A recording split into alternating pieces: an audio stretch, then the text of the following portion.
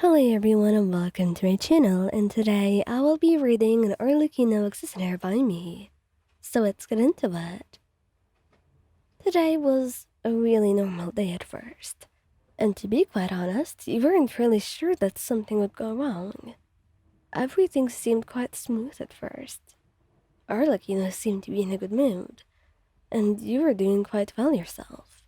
And what you assumed what would be a normal day turned out to be something else entirely. The argument flares up like a wildfire, filling the room with tension so thick it's hard to breathe. You're not even sure how it started. One moment you and Arlecchino were talking, the next, words had sharpened, accusations had slipped from both your tongues, and a rift had cracked open between you, widening with each single word. Is that what you really think? Her voice is cold, razor sharp, the way only Arlecchino could wield it. Her eyes are hard, narrowed, and the usual warmth she reserves only for you is hidden beneath a layer of frost. You feel a pang of guilt, but push it down, stoking your frustration. What else am I supposed to think? You're always gone, wrapped up in your missions, handling things that you won't even let me know about. And I don't even get to know if you're coming back each time you leave. Her hands curling into fists. You knew what my life was like before this. I don't have the luxury of safety. Everything I do is for us, and I cannot abandon my duties just because it makes you feel insecure. You flinch at her words, at the implication. Your chest tightens, each breath coming a little harder, and a strange feeling of pressure blooms near your heart. I'm not asking you to give it all up, Arlecchino. I'm just asking you to be honest with me, to let me in. Is that too much to ask? She looks away, her expression unreadable. You think it's that easy? You think I don't want to? I would love to show you everything.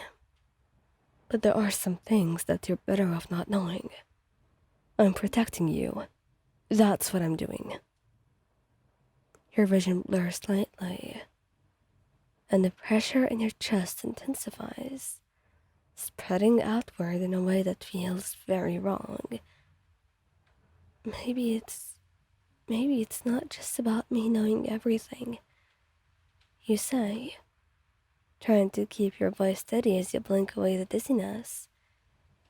Maybe I just want to know that you're safe, that you care about me enough to let me in. Arlecchino's face softens for a brief moment, but her frustration overrides it. This is what it means to be with me, Wayan, and you knew that beforehand. I did, you gasp, wincing as a sharp pain lances through your chest. But I didn't expect it to feel like this, like you're shutting me out, like You stumble, clutching at your chest as the pain suddenly worsens, your breath hitching. Panic flares in her eyes as she steps forward, reaching out for you. Are you all right?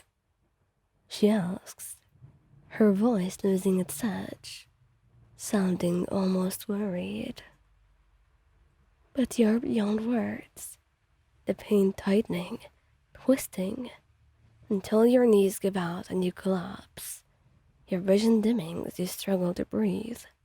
Hey, Lion, you need to look at me. Tell me what's wrong. But you can't respond.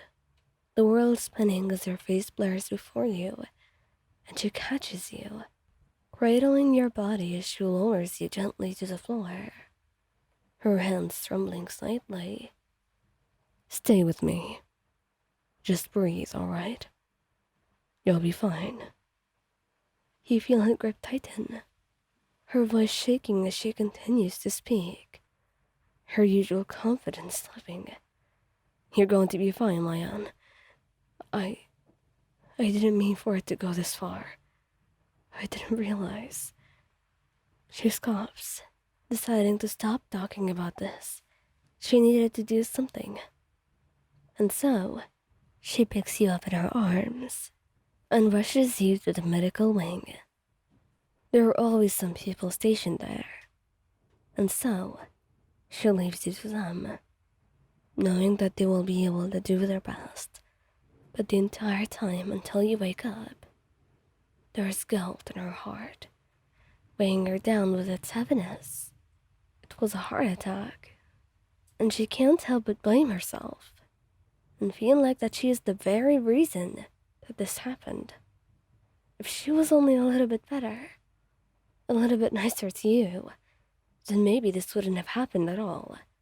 And when you finally wake up, she's sitting right beside you, and she reaches out, taking your hand, her fingers warm against yours. "You had me worried, you know." "Sorry.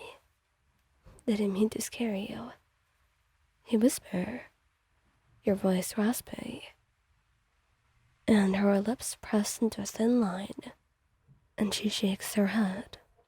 "Don't apologize. You didn't do anything wrong.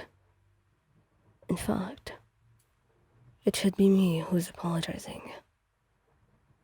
She sighs, running a hand through her hair as she looks away, almost as if she is ashamed. I didn't realize how hard all of this has been for you.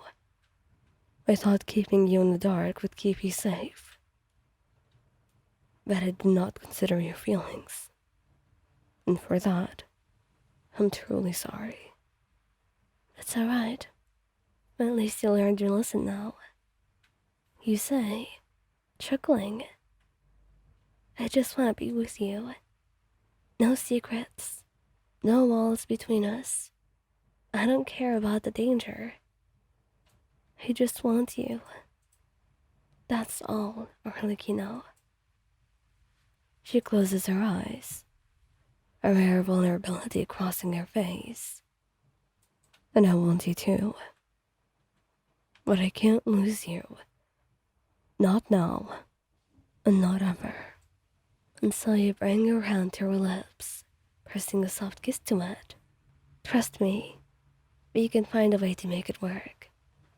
"I'll try. For you, Ion. I'll try my best."